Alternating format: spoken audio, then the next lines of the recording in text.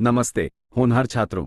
आज हम अपने घर धरती माता के बारे में जानने के लिए एक महत्वपूर्ण यात्रा पर जा रहे हैं। इस पाठ का नाम है the ailing planet, the green movement's role. The ailing planet, the green movement's role. और इसे एक बुद्धिमान व्यक्ति नानी पालकीवाला ने बहुत पहले 1994 में लिखा था। उन्होंने एक गंभीर विषय के बारे में लिखा, हमारी पृथ्वी बीमार है। हमें ये समझने की जरूरत है कि ऐसा क्यों है और हम मदद के लिए क्या कर सकते हैं। आइए इस कहानी में उतरते हैं कि कैसे हमारा ग्रह एक मरीज बन गया। हरित विचार का जन्म, the birth of the green idea. लंबे समय तक लोगों ने सोचा कि पृथ्वी के संसाधन जैसे पानी, पेड़ और तेल कभी खत्म नहीं होंगे। लेकिन फिर सोच में एक बड़ा बदलाव शुरू हुआ, ग्रीन मूवमेंट, हरित आंदोलन। बड़ा बदलाव, द बिग शिफ्ट। कोपर्निकस जैसे वैज्ञानिकों ने एक बार हमें सिखाया था कि पृथ्वी सूर्य के चारों ओर घूमती है। वह एक बहुत बड़ा बदलाव था। अब हमारे पास एक और बड़ा बदलाव है, हमें पृथ्वी को एक अकेले जीवित जीव के रूप में देखना चाहिए। पृथ्वी हमारी मरीज, अर्थ आ पेशेंट। जैसे आपका एक धड़कता दिल है और आपको भोजन की जरूरत है, वैसे ही पृथ्वी का अपना मेटाबॉलिज्म, काम करने का तरीका और जरूरतें हैं। हम पृथ्वी का एक हिस्सा हैं, ठीक वैसे ही जैसे एक हाथ या पैर आपके शरीर का हिस्सा है। अगर पृथ्वी बीमार है तो हम भी बीमार हैं। नई जिम्मेदारी, द न्यू जॉब। हमने महसूस किया है कि हम इस ग्रह के मालिक नहीं हैं, हम केवल इसके प्रबंधक, मैनेजर्स या ट्रस्टी हैं। हमारा काम इसे स्वस्थ रखना है ताकि हम इसे अगली पीढ़ी, आपके बच्चों को सौंप सकें। इस विचार को सतत विकास, सस्टेनेबल डेवलपमेंट कहा जाता है, जो 1987 में लोकप्रिय हुआ। इसका मतलब है कि आज हमें जो कुछ चाहिए उसका उपयोग करें, लेकिन उसे भविष्य के लोगों के लिए बर्बाद न करें या खराब न करें। दुनिया का सबसे खतरनाक जानवर, the world's most dangerous animal. कल्पना कीजिए जाम्बिया नामक देश में एक चिड़ियाघर। एक पिंजरे के अंदर एक बोर्ड लगा है जिस पर लिखा है, दुनिया का सबसे खतरनाक जानवर। आपको क्या लगता है कि अंदर क्या है? एक बाघ? एक सांप? यह एक शीशा दर्पण है। इसका मतलब है कि इंसान सबसे खतरनाक जानवर हैं क्योंकि हम किसी भी अन्य जीव की तुलना में ग्रह को ज्यादा नुकसान पहुंचाते हैं। लेकिन चिंता न करें, हम बदलना सीख रहे हैं।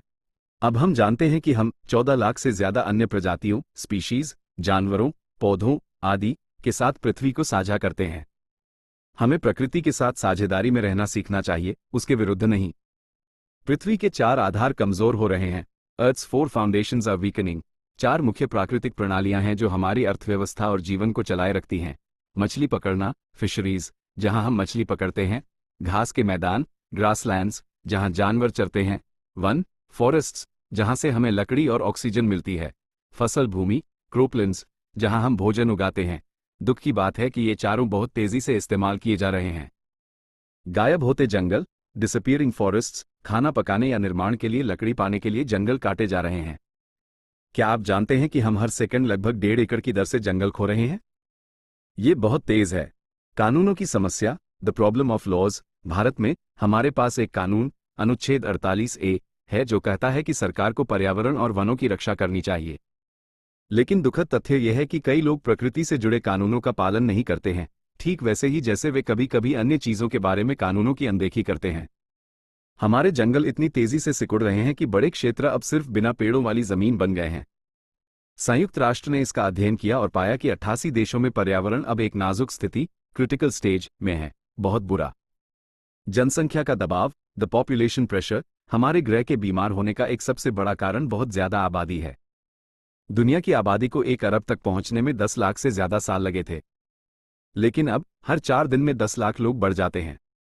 जब आबादी बहुत तेजी से बढ़ती है तो यह विकास को मदद करने से रोक देती है। गरीब लोग ज्यादा बच्चे पैदा करते हैं और गरीब ही बने रहते हैं क्योंकि सभी के लिए पर्याप्त संसाधन, नौकरियां या स्कूल नहीं होते हैं। हमें जनसंख्या को नियंत्रित करने और गरीबी के साथ जीने में से एक को चुनना होगा। एक विचारशील निष्कर्ष, अ थॉटफुल कंक्लूजन। छात्रों, हमने सीखा है कि पृथ्वी वह संपत्ति नहीं है जिसके हम मालिक हैं, बल्कि यह एक सुंदर घर है जिसे हमने अपने बच्चों से उधार लिया है। जैसा कि महान पूर्व प्रधानमंत्री मार्गरेट थैचर ने एक बार कहा था, इस धरती पर किसी भी इंसान का स्थायी अधिकार नहीं है, हम केवल किराएदार हैं जिन्हें संपत्ति की अच्छी देखभाल करनी चाहिए। अब जब हम पूरी दुनिया को एक जीवित शरीर के रूप में देखते हैं तो हमें अपना दृष्टिकोण बदलना होगा। पानी बचाने से लेकर पेड़ लगाने तक हर छोटा प्रयास मायने रखता है। हमारी पीढ़ी के पास पृथ्वी का सबसे अच्छा दोस्त बनने की शक्ति है। आइए हम इस सुंदर नीले ग्रह के जिम्मेदार और देखभाल करने वाले प्रबंधक होने का वादा करें, ये सुनिश्चित करते हुए कि हम आने वाले कल के बच्चों को एक स्वस्थ जीवंत विरासत सौंपें।